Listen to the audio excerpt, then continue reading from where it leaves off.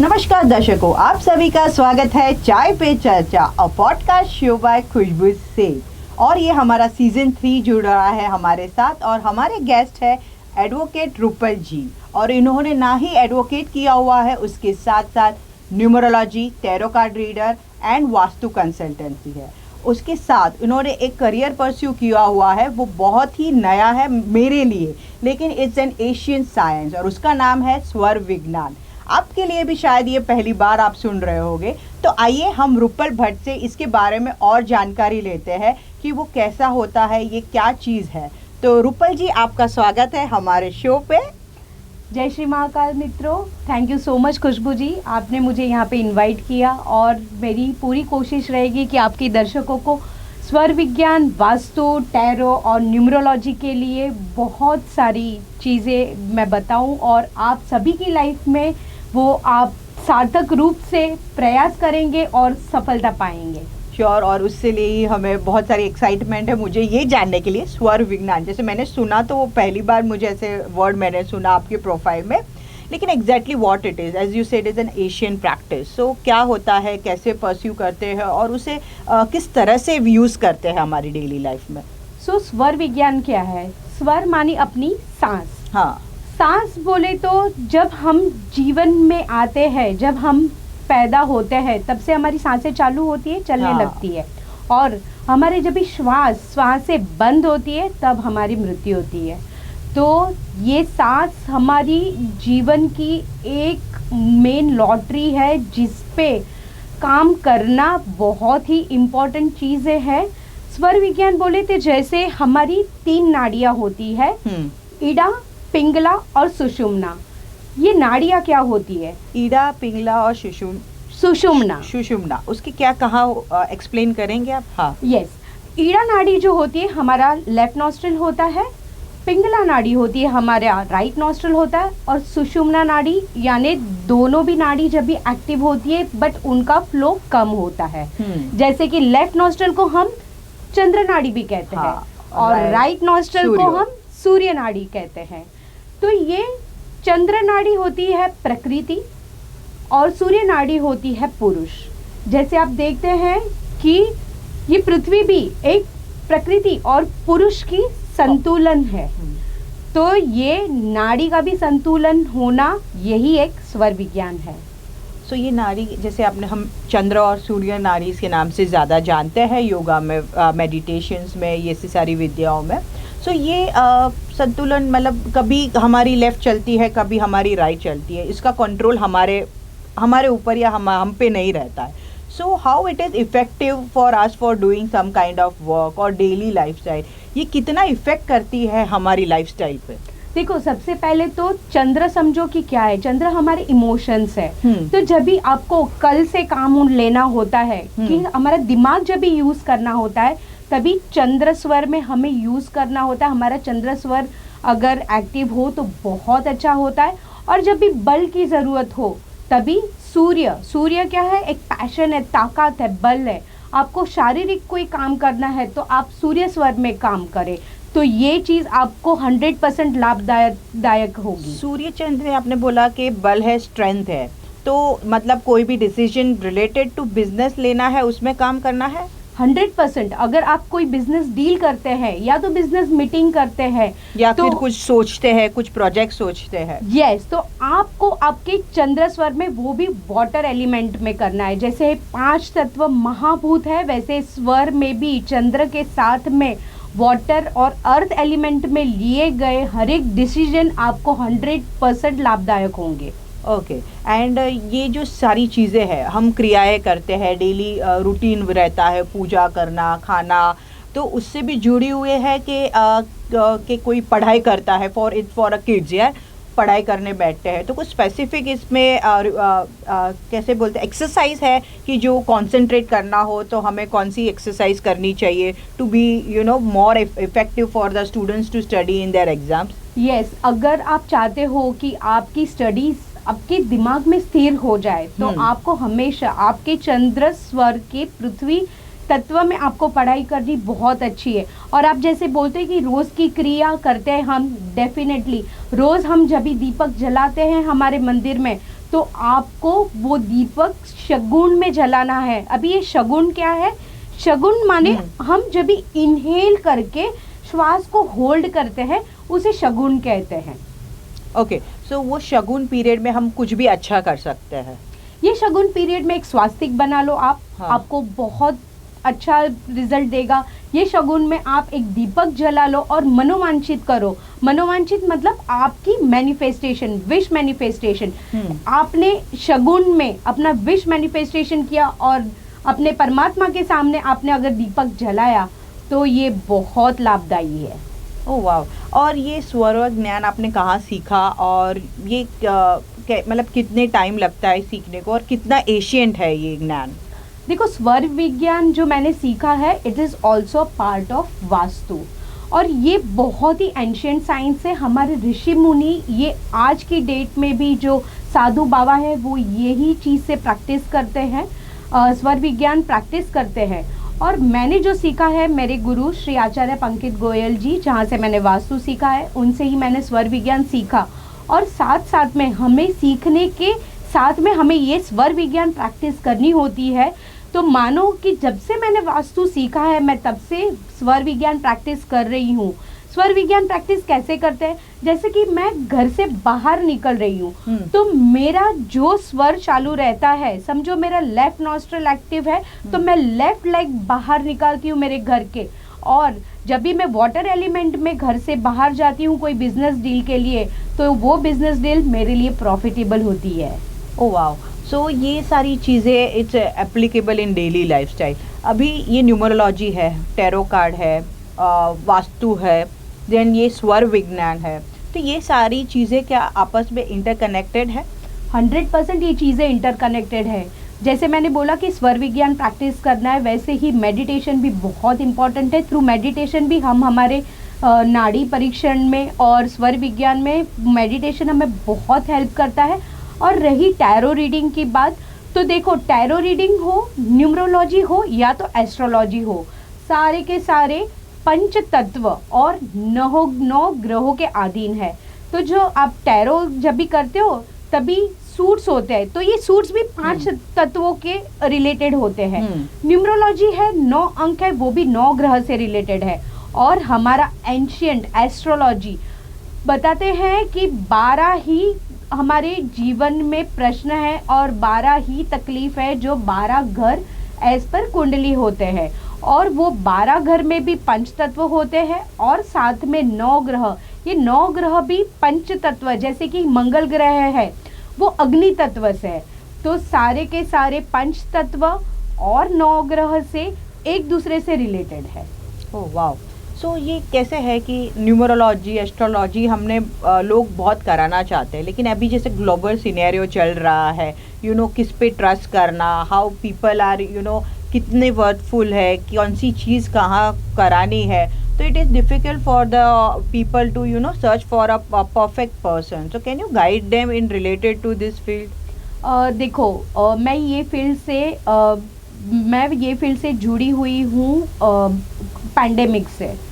तो मैंने ये देखा कि मैंने सीखते सीखते भी देखा कि आजकल के गुरु वो भी द्रोणाचार्य हैं, कि जहाँ पे एकलव्य का अंगूठा भी ले लिया था और साथ में कर्ण थे, वो अर्जुन से भी ज़्यादा अच्छे धनुर्धारी थे, फिर भी आज अर्जुन को आगे बढ़ाया। तो मुझे ये कहते हुए बहुत दुख हो रहा है कि लोगों ने वास्तु, एस्ट्रोलॉजी, न्यूमरोलॉजी एक बिजनेस बना के रखा है और पैसों के लिए लोग उनके एफर्ट्स और उनकी काबिलियत नहीं देखते हैं।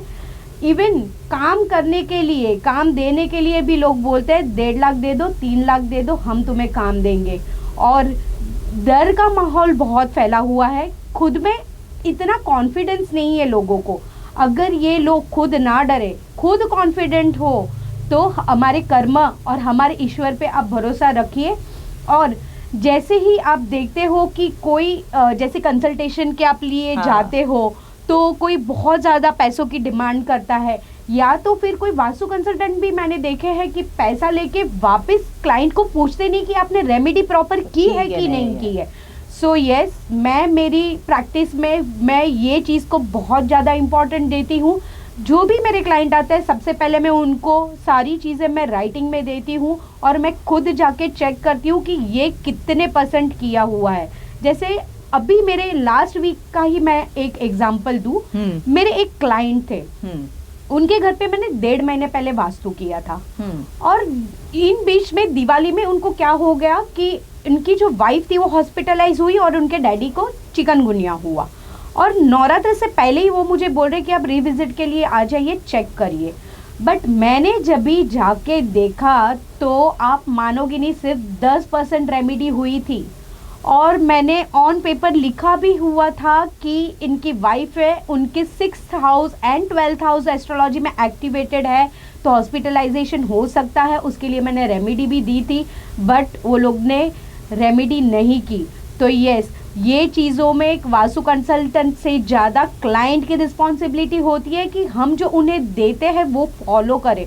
फिर बाद में कहेंगे कि रिजल्ट नहीं आते हैं तो आप पहले रेमेडीज फॉलो करिए और बाद में रिजल्ट लेके आइए। फॉलो अप करना ज़रूरी है, वो आप बहुत अच्छा काम करते हो। कैसे होता है जो आपके क्लाइंट्स होते हैं वो कहीं हाल समझ सब जाते हैं लेकिन उनको करना नहीं होता है। Just like doing things it's not possible for them. खाली जानना है ये कैसे करना है, ये कैसे करना है, लेकिन करने की बात आती है तो very rare people who follow this norm. So I'm amazed by your journey from how you started as an advocate and then turn up into this numerology, because this is a completely quite different field. I must say advocate होना वो पूरा norms और principles पे चलता है. Numerology is connected to the emotions and all that thing. So why you transacted your career? So Khushbu ji, advocacy was not my first career. Okay. I was in the corporate with a stock broking firm and I worked there for 15 years.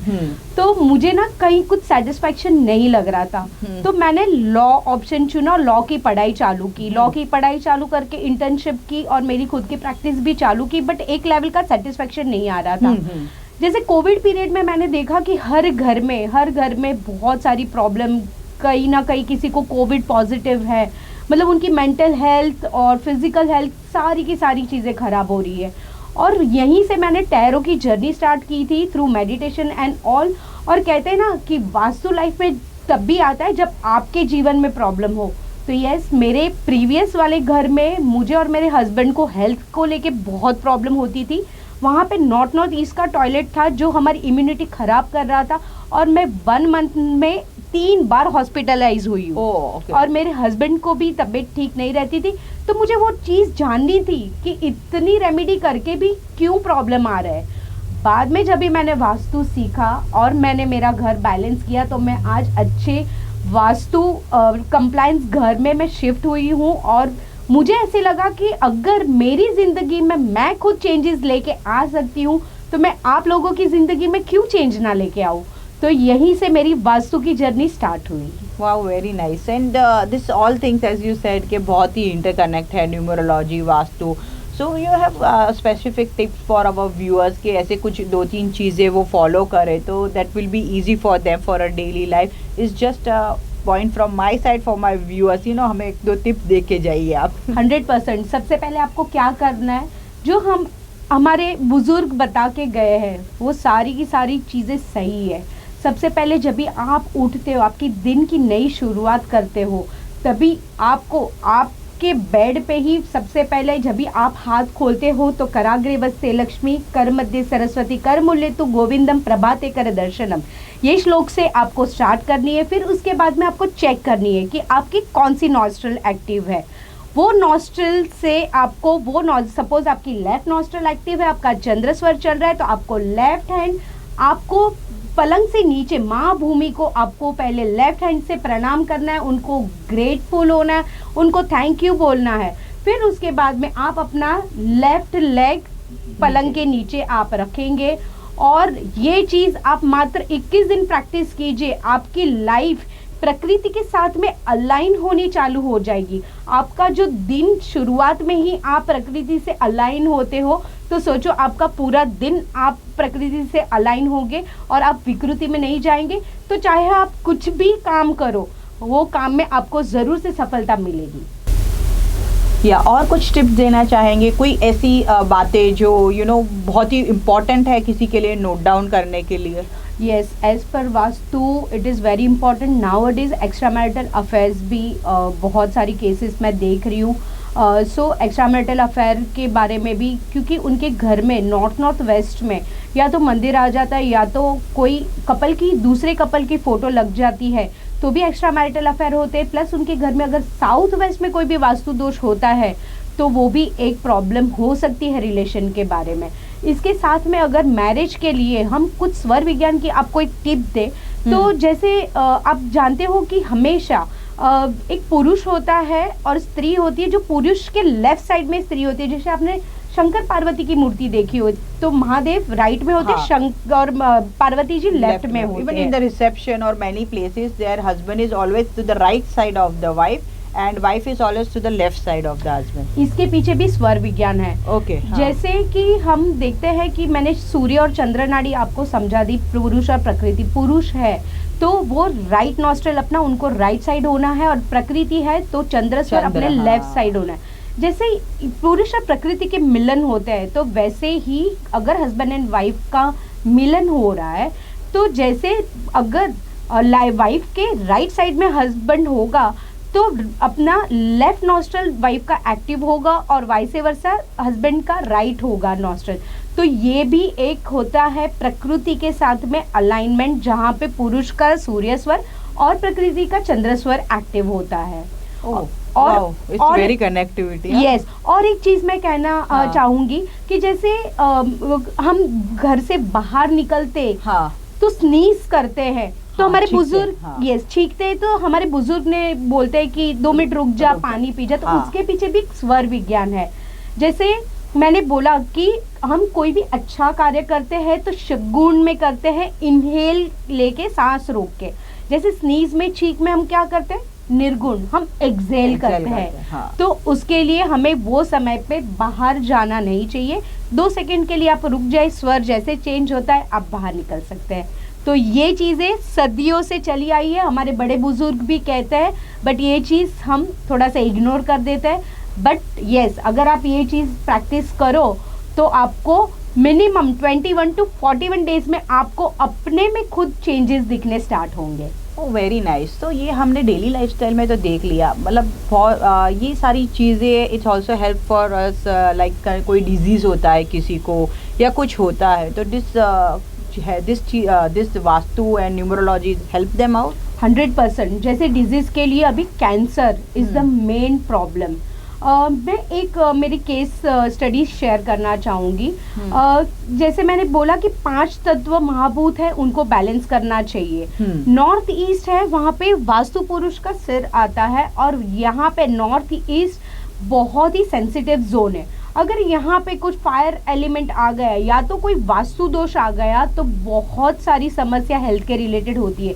जैसे अगर cancer patient कोई है तो उनके north east में 100% या तो toilet होगा या तो किचन होगा, किचन का बर्नर होगा, या तो रेड कलर फायर एलिमेंट के रूप में हो सकता है।